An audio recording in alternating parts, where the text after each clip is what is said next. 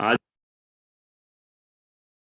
आज का विचार दास महाराज जी की दी हुई बुद्धि, महाराज जी के दिए हुए विचार, महाराज जी की प्रेरणा से और महाराज जी को ही अंग संग जानकर आप नारायण रूप संगत के चरणों में देने का प्रयास करेगा।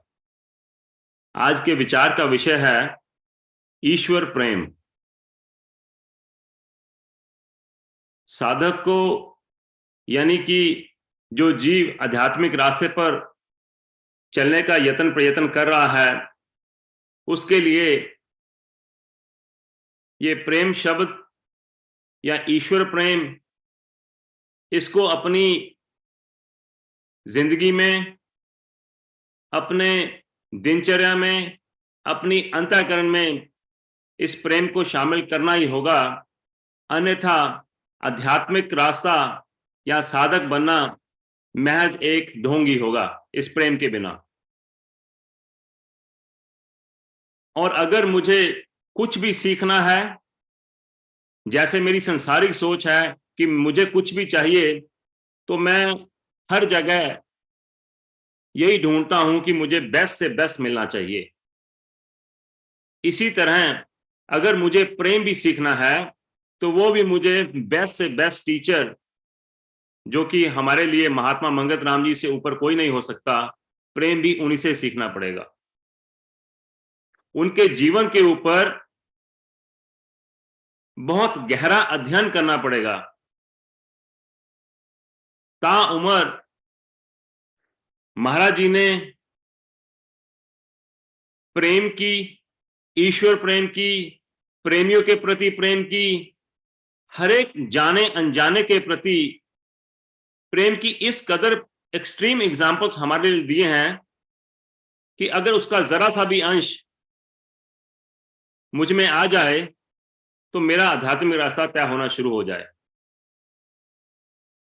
पहले शुरुआती दिनों में जब बनारसी भगत जी महाराज जी से के साथ चलने के लिए उनसे बार बार प्रार्थना करते और महाराज जी उनको अपने साथ ले जाने के लिए तैयार ना होते, तो भगत जी जब उनसे मिलने जाते, कुछ संवाद दास आपके सामने रखेगा, जिससे ये हमको सीखने के लिए बहुत मिलेगा कि देखिए, जो इतना विशाल है, कायनात, सारी सृष्टि जिसके अधीन है, वो किस कदर प्रेम आम तुच्छ जीवों से, वो किस कदर प्रेम छलता है उनका अपने प्रेमियों के प्रति। और मेरी क्या स्थिति है प्रेम की, मैं किसी दूसरे के प्रति क्या भाव रखता हूं, और सारा ये प्रेम का सिलसिला, मैं ईश्वर को प्रेम तब तक नहीं कर सकता जब तक कि मेरी प्रेम की दृष्टि हर उस जीव के प्रति हो जाए जो जीव भी मेरे सामने आए, चाहे वह कोई जानवर हो या कोई मनुष्य हो। मेरी ईश्वर के प्रति प्रेम की प्रीति बन ही नहीं सकती जब तक कि मेरी किसी दूसरे जीवों से ईर्ष्या द्वेष हो, किसी के प्रति मन में जेलसी हो। ईश्वर प्रेम फिर मुझसे कोसों दूर रहेगा। और उस ईर्ष्या द्वेष, अब प्रेम का ऑपोजिट जेलसी, ईर्ष्या, द्वेष, और उसका कारण अहंकार, कर्तापन।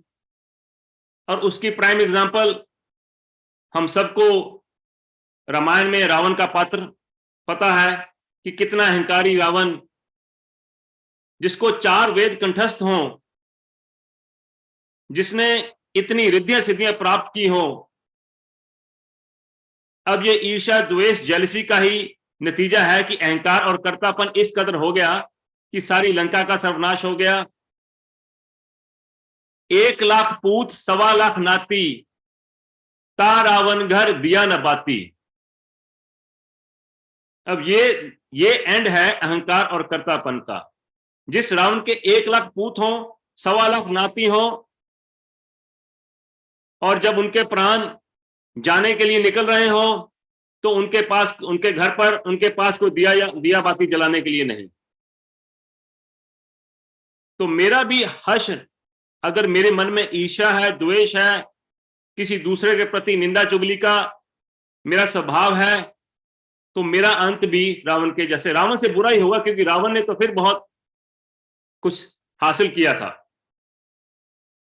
अब देखते हैं कि हमारे गुरुदेव, जिनके प्रति मेरी श्रद्धा है, जिनको मैंने अपना गुरु माना है, क्या मेरे भी दिल में, मेरे भी मन में दूसरे के प्रति इस कदर प्रेम कभी आ सकता है?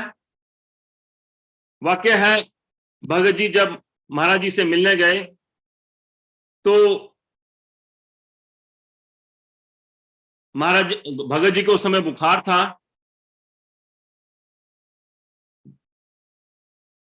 ये सारांश पुस्तक मेरे गुरुदेव में से है। लिखा है, इलाज कराने का तो बहाना ही था, क्योंकि वे दूसरे ही दिन गंगोटिया जा पहुंचे। गुरु दरबार में पहुंचकर सब दुख सुख भुला बैठे। बुखार के कारण भूख न लगती थी, लेकिन गुरुदेव ने इतना खिलाया कि जो वह अपनी स्वस्थ हालत में भी ना खा सकते थे। अब देखिए, एक बीमार व्यक्ति को कैसे कोई इतना खिला सकता है कि वो अपनी स्वस्थ हालत से ज्यादा खा सके? जरा हम सब आंकलन करें कि गुरुदेव का प्रेम भगत जी के प्रति किस कदर, कितनी चरम सीमा पर होगा कि वह अपने बुखार को, अपनी बीमारी को भूल गए और अपनी स्वस्थ अवस्था से ज्यादा उन बुखार के दिनों में भगत जी ने महाराज जी के हाथों से खाना खाया। कहने लगे, गुरु दरबार में जितना खाओ उतना ही अच्छा होता है। दूसरे दिन भगत जी दोपहर को खाना खाकर लेट गए। गर्मी के दिन थे, लेटते ही नींद आ गई। कोई 1.5 घंटे बाद जब आंख खुली तो क्या देखते हैं कि गुरुदेव उन्हें पंखा कर रहे हैं। अब जरा हम सब कल्पना करें,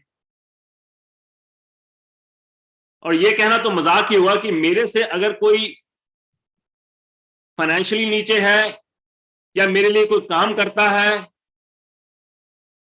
या मेरे से कोई उम्र में छोटा है, मैं उसके प्रति ऐसा भाव रख सकूं। और महाराज जी ने देखिए किस कदर प्रेम की एक से एक बढ़कर प्राइम एग्जाम्पल हमारे सामने दी। भगत जी अभी उनकी शरण में नहीं, सिर्फ उनको मिलने के लिए आए हैं, और महाराज इतने प्रेम पूर्वक उनको खाना खिला रहे हैं, उनको सोता देखकर उनको पंखी झल रहे हैं। और ये महाराज कोई आम मनुष्य नहीं, सारी सृष्टि उनके अधीन है। किस कदर प्रेम, और किस कदर, देखिए फिर ये प्रेम किस कदर निर्माणता महाराज जी में लेकर आता है। भगत जी घबराकर उठ बैठे और गुरुदेव के हाथ से पंखा लेकर इतना ही कह पाए, महाराज जी इस तरह। आगे बोल ना सके, गला भर आया, सोचने लगे कि किस तरह उत्तीर्ण हो जाएंगे। इसके बाद महाराज समाधि में समाधिस्थ हो गए। कुछ देर बाद गुरुदेव समाधि से जाकर कहा, प्रेमी हिसाब लेने देने पड़ेंगे, यह गुरु सेवा कराने वालों में नहीं। ईसा ने शिष्यों के पांव धोकर पिए। अब देखिए, हर एक पूर्ण संत की एक ही अवस्था है प्रेम की। महाराज भगत जी को पंखा जल रहे हैं, उन्हें खाना खिला रहे हैं। ईसा मसीह ने अपने भक्तों के पांव धोकर पिए। उनके हाथों में, उनके पांव में कीलें ठोकी जा रही हैं, और ईश्वर से वे प्रार्थना कर रहे हैं कि हे प्रभु, इन्हें माफ कर दीजिए, इन्हें नहीं पता ये क्या भूल कर रहे हैं। जरा कल्पना करें कि क्या मेरी ऐसी अवस्था कभी हो सकती है कि कोई मुझे दुख दे, मेरे हाथ में कीले मारे, और मैं उसके लिए भी भला मांगू? और हम सब अपना आकलन करें कि मेरी मन की क्या अवस्था है, और मैं चला हूं ईश्वर प्रेम पाने। मेरी आम जीवों के प्रति, मेरी अपने पड़ोसी से, अपने काम करने की जगह से में, अपनी संगत में अगर किसी के गुण हैं, तो उसके गुण ही मेरे लिए ईर्ष्या का कारण बन जाते हैं। और इस तरफ हर एक संत, हर एक साधु महात्मा, हर एक पीर पैगंबर एक से बढ़कर एक एग्जाम्पल हमें प्रेम की देने की, समझाने की कोशिश कर रहे हैं।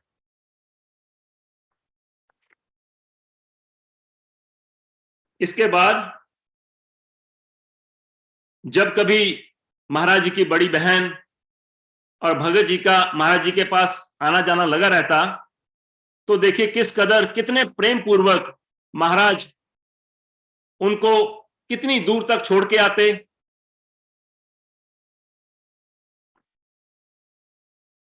कोई 8-10 दिन तक भगत जी वहीं रहे।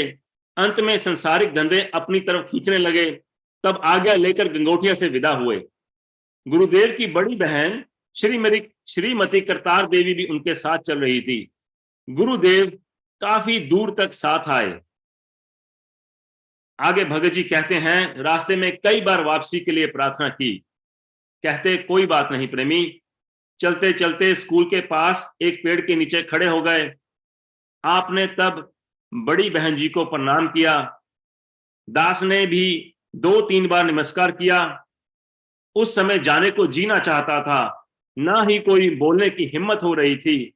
तब महाराज जी ने कहा, प्रेमी देर हो जाएगी, जाओ। बड़ी मुश्किल से रोते रोते विदा हुए। दूर से पीछे मुड़कर देखा, महाराज जी वही खड़े थे। मन में विचार आया, किस तरह कृपा दृष्टि कर रहे हैं। अब ये तो है हमारे महाराज का किसी घर आए या उनसे मिलने के लिए किस कदर उनके प्रति निर्माणता, किस कदर उनके प्रति आदर सत्कार, किस प्रति उनके प्रति प्रेम कैसे उछाले मार रहा है। इसके बाद जब महाराज सत्संग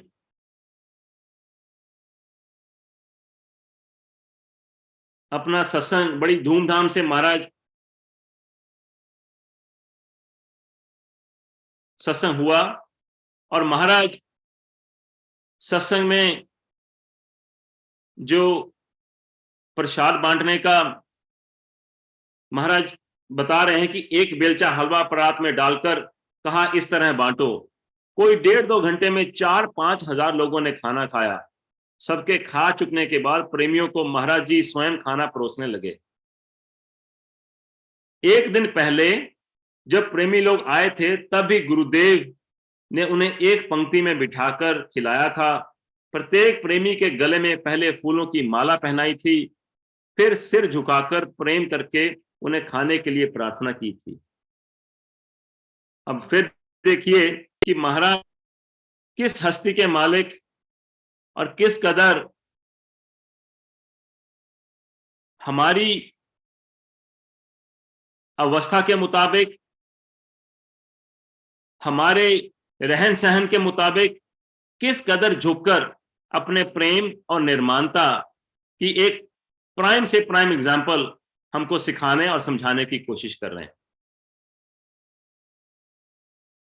इसके बाद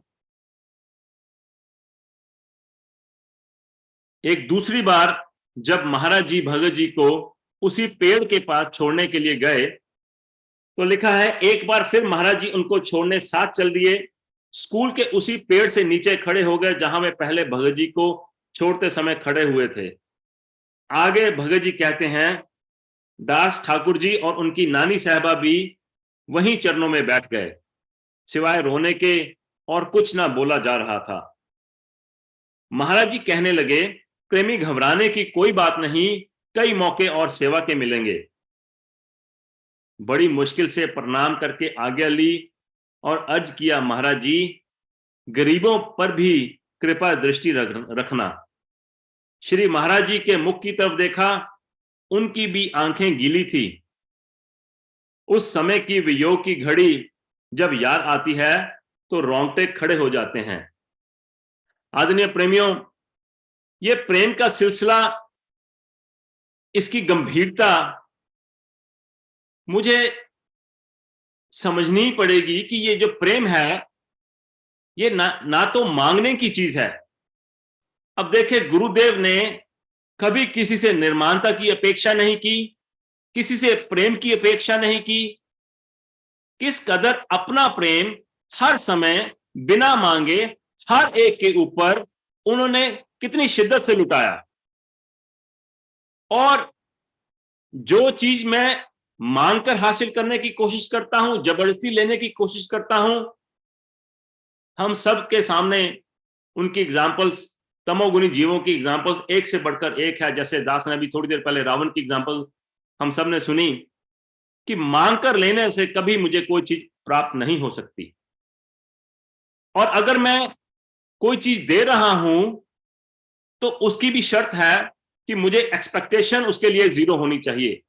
मेरा प्रेम अनकंडीशनल लव होना चाहिए, जैसे महाराज का अनकंडीशनल लव अपने प्रेमियों के लिए, अपने भगत जी के लिए, अपनी तमाम संगत के लिए। महाराज ने कहा कि ये समता का प्लेटफॉर्म उन्होंने अपने खून के एक एक कतरे से सींचा है। अब देखिए किस कदर गुरु ने मुझसे प्रेम किया, और क्या शक्ति है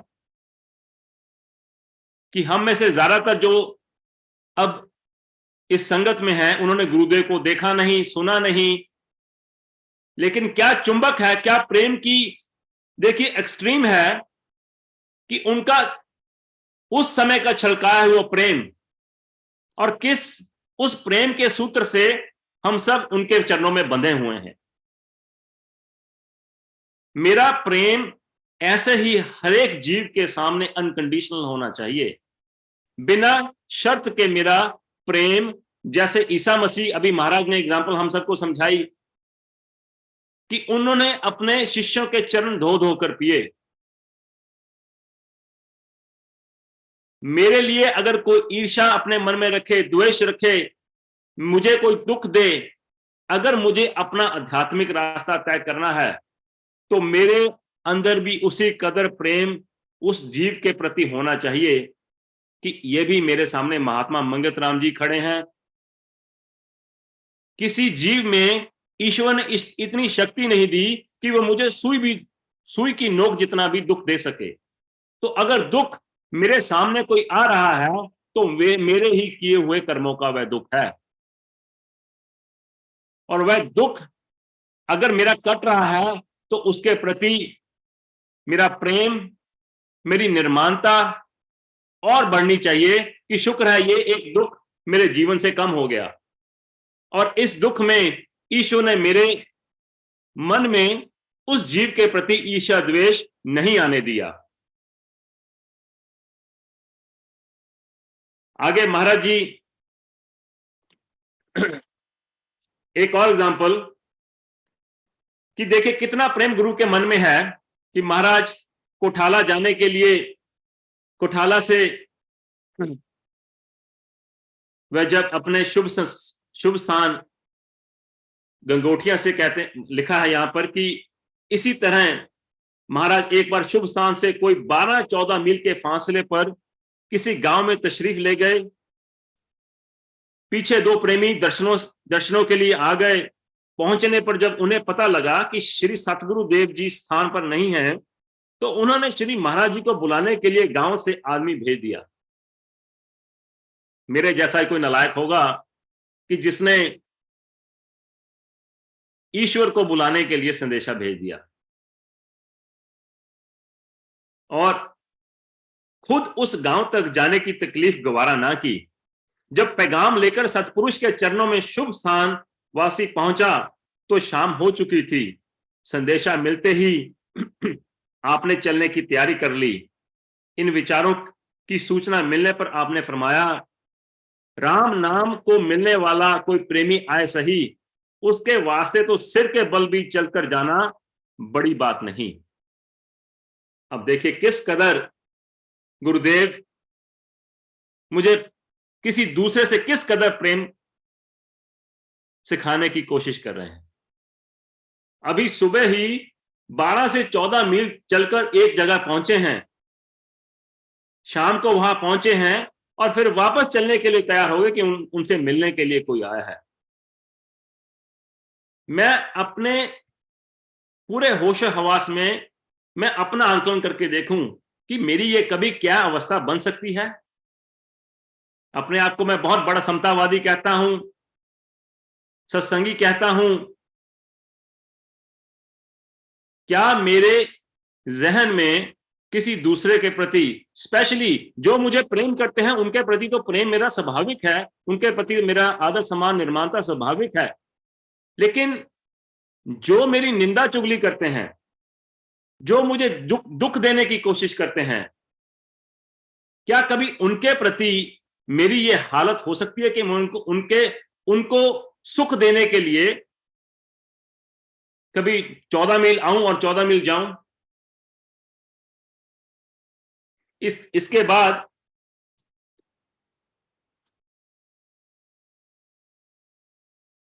बाद एक और एग्जांपल दास आपके सामने महाराज जी की रखने का प्रयास करेगा कि जब महाराज कोहाला से बस पकड़कर रावलपिंडी गंगोटियां जाने के लिए तैयार हुए तो महाराज अपनी टिकट लेकर आराम से पहली सीट पर बैठे हैं।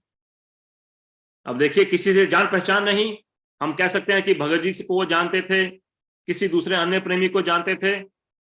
अब बस में सब अनजान हैं, कोई कहां से आके चढ़ रहा है, कोई कहां से आकर बस में सवार हो रहा है, और महाराज जी को इसलिए कोहाला जाने के लिए बस अड्डे पर पहुंचकर टिकट लेकर बस में फ्रंट सीट पर बैठ गए। आपका पहनावा तो साधारण व्यक्ति जैसा था, साधु संत होने की कोई निशानी ना थी। अब देखिए, फिर दास को ये महाराज की ये बात इतनी निर्माणता, इतनी प्रेरणादायक है कि इसकी कोई सीमा नहीं। किस कदर समुद्र का समुद्र महाराज अपने अंदर समाकर बैठे हैं और उनके लब तक गीले नहीं। पूरी सृष्टि के मालिक, और उनकी वेशभूषा देखें कि साधु संतों तक उनकी वेशभूषा तक नहीं। और मैं जरा अपना भी आकलन करता रहूं कि मैं अपने आप को समाज में, मेरा क्या ओहदा है, मेरा क्या पहनावा है। अगर मैंने 4 लाइनें कुछ सतमार्ग की सीख ली हैं तो कितना दिमाग मेरा सर पर फतूर चढ़कर बोलता है कि मुझसे ज्यादा किसी दूसरे को नहीं आता। और इधर पूरी कायनात के मालिक और वेशभूषा ऐसी कि साधु संत दूर दूर तक नहीं लगते। और यही कारण था कि महाराज जी को बार बार हर कोई उठाकर पिछली सीट पर, उससे पिछली सीट पर, उससे पिछली सीट पर। आपके बाद जो सवारी आती वह आपसे पिछली सीट पर जाने के लिए कहती और आप बिना ऐतराज किए सीट बदलते जा रहे थे। इस प्रकार आपको कई बार सीट बदलनी पड़ी। अब फिर वही बात, आंकलन तो मुझे अपना करना है साथ साथ कि क्या मेरी ये कभी अवस्था हो सकती है कि क्या मैं कहीं अनजान जगह पर जाऊं और मुझे मेरे मन में हर एक के प्रति, जैसे दास ने शुरू में कहा कि जब तक मेरे जहन में हर एक के प्रति प्रेम नहीं उभरता, मेरा आध्यात्मिक रास्ता तय होने वाला नहीं। और जो महाराज का दोहा है, 13 अक्षर मंत्र ये सर्व सिद्धि दातार, जो सिमरे नित्य प्रेम से मंगल पाए अपार। ये नित्य का प्रेम जब तक मेरे अंदर नहीं आता, मेरा आध्यात्मिक रास्ता बिल्कुल तय होने वाला नहीं। इसी प्रकार आपको कई बार सीट बदलनी पड़ी। उसी बस में एक प्रेमी लाला करमचंद जी बैठे थे और वह सब माजरा देख रहे थे। वह हैरान थे कि ये कैसा व्यक्ति है जो किसी दूसरे के कहने पर फौरन सीट बदल लेता है। उनको लोगों द्वारा एक भले आदमी को बार बार सीट बदलने पर मजबूर करना पसंद न आया और उन्होंने आने वाली सवारियों से इस बर्ताव को बंद करने के लिए कहा। परंतु उस समय गुरुदेव ने, जो निर्माणता के आदर्श थे, फरमाया, प्रेमी आपको इनसे झगड़ने की कोई जरूरत नहीं, हमें तो लारी में बैठना है, आगे पीछे की कोई बात नहीं। अब देखिए, ये तो बिल्कुल प्राइम एग्जाम्पल है। दास तो अपना आकलन कर सकता है कि शायद ही दास में कभी ये इतनी प्रेम का अंश जरा सा भी कभी इस जिंदगी में आ सके। असलियत तो यह है। सिखला सुना तो मैं आपको प्रेम की कहानी रहा हूं, लेकिन मुझ में किस कदर क्रोध है यह मैं ही जानता हूं। इसके आगे इस निर्माणता और सहनशीलता का प्रभाव प्रेमी करमचंद जी पर बहुत पड़ा। वह आपकी उच्च हस्ती को कुछ कुछ पहचान गए। कोहाला पहुंचने पर श्री करमचंद जी महाराज जी को अपने घर ले गए। जो श्रद्धालु अथवा जिज्ञासु आपके पास आता था, उसके झुकने और प्रणाम करने से पहले ही आप दोनों हाथ जोड़कर धरती को छूकर हाथ ऊपर करते थे, मानो उन्हें स्वयं प्रणाम कर रहे हों। जब किसी ने पूछा कि गुरुदेव आप ऐसा क्यों करते हैं, तो आपका उत्तर था कि स्वयं वह सब में भगवान को देखते हैं। अब देख लीजिए, महाराज जी ने आत्मलीनताई, महाराज जी ने वो हर अध्यात्म की स्टेज, हर वो रिद्धि सिद्धि, हर एक चीज को वो हासिल किया, और उसके पीछे ये सबके प्रति प्रेम और मेरा ईश्वर के प्रति प्रेम फिर उसके बाद आएगा। मैं किसी से घृणा ईर्ष्या द्वेष कर कर ईश्वर प्रेम अपने अंदर जन्मों जन्मों तक नहीं ला सकता। और जो मेरे गुरु हैं, उनकी किस कदर प्रेम और निर्माणता की वो एग्जाम्पल हमें सिखाने की कोशिश करना कि वो हर किसी को प्रणाम करने से पहले ही धरती को छूकर उनको दोनों हाथ जोड़कर प्रणाम कर देते।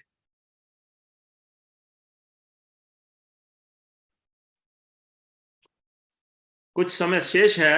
एक और प्रेम की गुरुदेव ने कहा में से कि महाराज ने कहा कि प्रेम 3 तरह का है।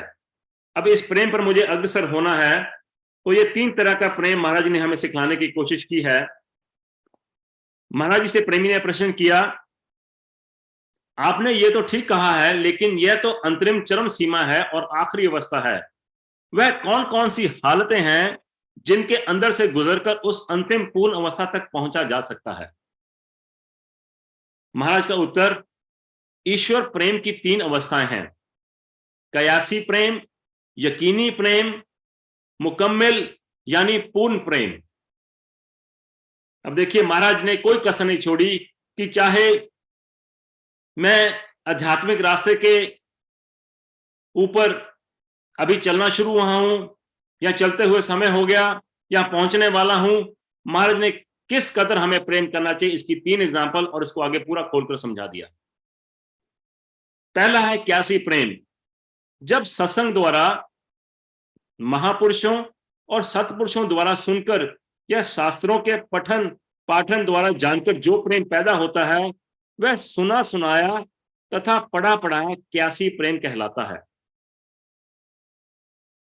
क्यासी प्रेम एक बार फिर सुनते हैं कि जब सत्संग द्वारा, महापुरुषों और सत्पुरुषों द्वारा सुनकर या शास्त्रों के पठन पाठन द्वारा जानकर जो प्रेम पैदा होता है, जो हम सब ने महाराज की प्रेम की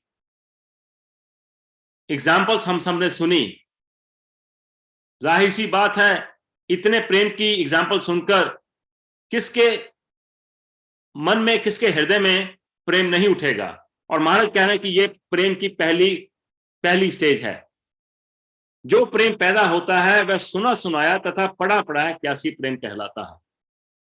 इसके बाद है, जब क्यासी प्रेम वाला जीव सत्पुरुष द्वारा बतलाए हुए साधन द्वारा कुछ कमाई कर लेता है, उसे यकीन या विश्वास हो जाता है कि मैंने जो कुछ सुना था मैं ठीक रास्ते पर हूं और ईश्वर वास्तव में है, तब यह अवस्था यकीनी प्रेम की होती है।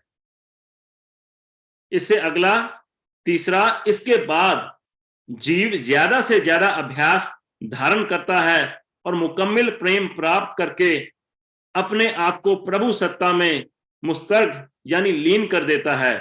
यही पूर्ण प्रेम की असली अवस्था है। तो पहले तो मैं अपनी जो गलती है, मेरे अंदर जो ईर्ष्या द्वेष अहंकार कर्तापन का ये जो विकार है इसको मैं एक्नॉलेज करूं कि सच में मेरे अंदर ये विकार है। जब तक मेरी ये एक्नॉलेजमेंट नहीं होती, मैं मानता ही नहीं कि मुझ में विकार है, तो फिर उस विकार का इलाज कैसे हो सकता है।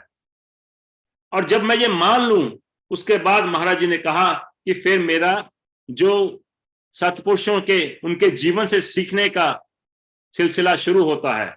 फिर वह मुझे सिखाते हैं कि किस तरह किस कदर प्रेम किसी दूसरे से किया जा सकता है। और उसके लिए महाराज ने निरंतर सत्संग में आने के लिए कहा, शास्त्रों का पठन पाठन करने के लिए कहा। और जब मैं इस रास्ते पर चलने की कोशिश करता हूं, फिर क्यासी प्रेम के बाद महाराज ने कहा कि यकीनी प्रेम। जब मेरा अमली जीवन मेरे रहनी सहनी मेरे गुरु के कहने के मुताबिक हो, फिर मेरा ये क्यासी प्रेम फिर यकीनी प्रेम में धीरे धीरे तब्दील होना शुरू हो जाएगा। और उसके बाद महाराज कहते हैं कि जब मुझे इस प्रेम के ऊपर, ईश्वर के ऊपर मेरा जो प्रेम परिपक्व हो जाएगा, और फिर उसके आगे जो तीसरी स्टेज है पूर्ण प्रेम की अवस्था, फिर वो धीरे धीरे जी में आनी शुरू हो जाएगी। इन्हीं विचारों के साथ दास अपनी वाणी को विराम देता है और महाराज से प्रार्थना करता हूं कि जिस कदर प्रेम उनके अंदर हिलोरे मार रहा था, ऐसा ही प्रेम पूर्ण संगत को हम सबको बख्शे। ओम ब्रह्म सत्यम सर्वदा।